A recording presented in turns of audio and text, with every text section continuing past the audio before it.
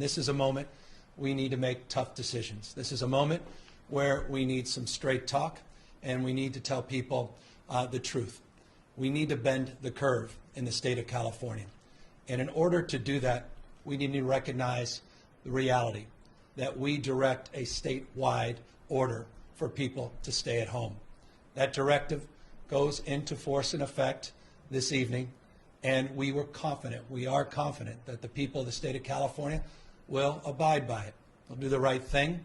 They'll meet this moment. They'll step up, as they have over the course of the last number of weeks, to protect themselves, to protect their families, and to protect the broader community in this great state in the world that we reside in. What we do and how we do it, and if we get this right, will determine how long this crisis lasts.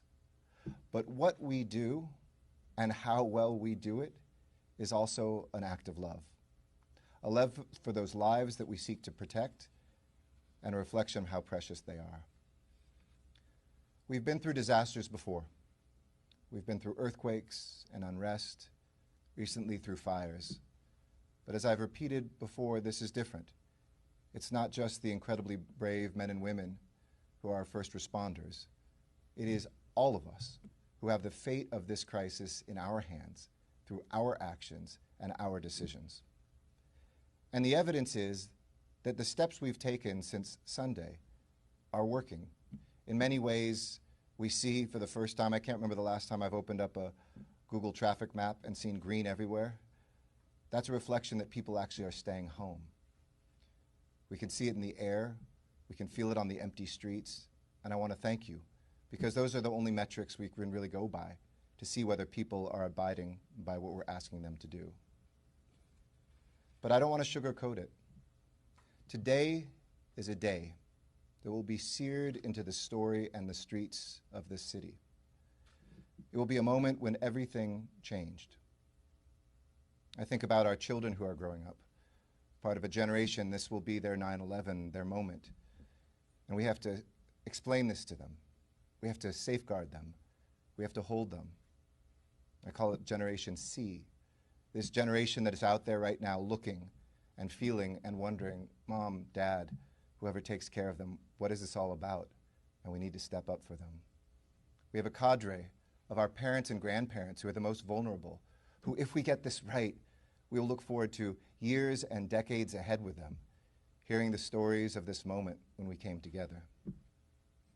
They're the most vulnerable amongst us, who are already fighting disease, who live bravely through pre-existing conditions, those who are out on the streets in inhumane conditions, and this moment can be a moment when we save them too by the actions we take. This will be a day that stretches and tests the soul of this city, but I'm confident that across Los Angeles County, we will rise to the moment. So why are we making this decision? The data is crystal clear. We're at a point where the increase and the rate of increase, at least of the tests we're getting back, and we all know there's not enough tests. This whole nation and all of us were woefully unprepared for this moment. But it's the same rate that we see in a place like Italy.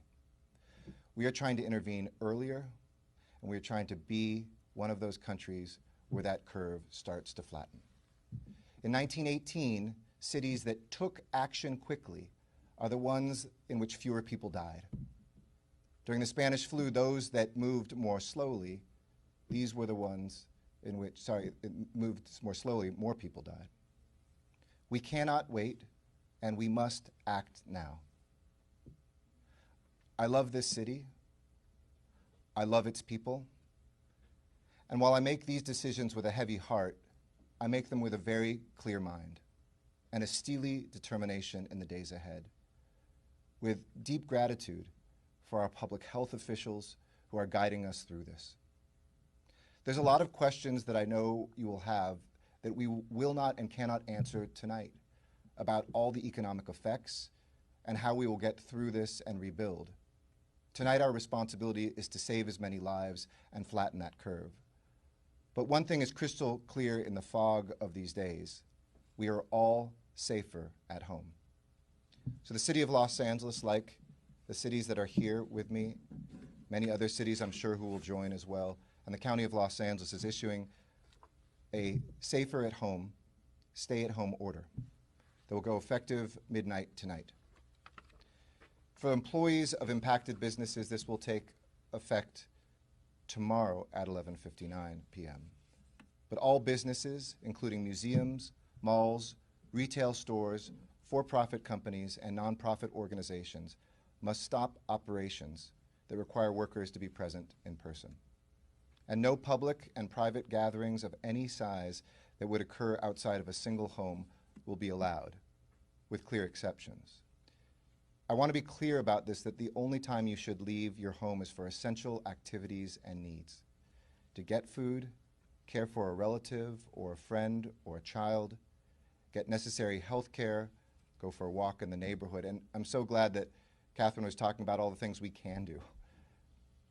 I think that there's been terrible terms out there like lockdown. Nobody is locked down, and we encourage you not to be locked down. This is not shelter in place like a school shooting. This is stay at home because you're safer at home. And the only people who should be leaving home and going out are those whose jobs are critical to the safety, the health, and security of the city, as well as the economy of recovery for us and the nation during this crisis. Emergency personnel, first responders, government employees, medical professionals, and vital infrastructure workers will be able to continue their jobs, but they need to exercise the social distancing that can save their lives whenever and wherever possible. The same applies only to critical businesses such as healthcare providers, grocery stores, news outlets, hardware stores, gas stations, dry cleaners, and laundromats, which are permitted to remain in operation. And I know a lot of people will have a lot of questions. Go to lacounty.gov, go to your city's website. For those of you that are City of LA residents, you can see those details and some of the frequently asked questions at coronavirus.lacity.org. If we can slow the spread, we can buy days. And when we buy those days, that means that we can get ventilators, and we can get beds, and kits, and masks, and tests, and this will save lives. That's why we're asking this of you today. One last area I want to address is we do live in a free society. It's the bedrock of who we are. We aren't taking people forcibly like in other countries and forcing them to be home. But with freedom comes responsibility. And we're asking everybody who by and large and overwhelmingly has exercised these directives responsibly to adhere to them. The young and healthy, you're not exempt, you're safer at home. If you're less young and less healthy, you're absolutely safer at home.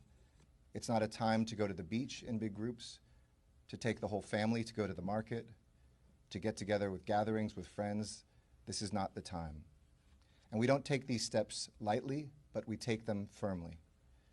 This is an act of love for the city that we love. This is LA love. There's no ands, ifs, or buts.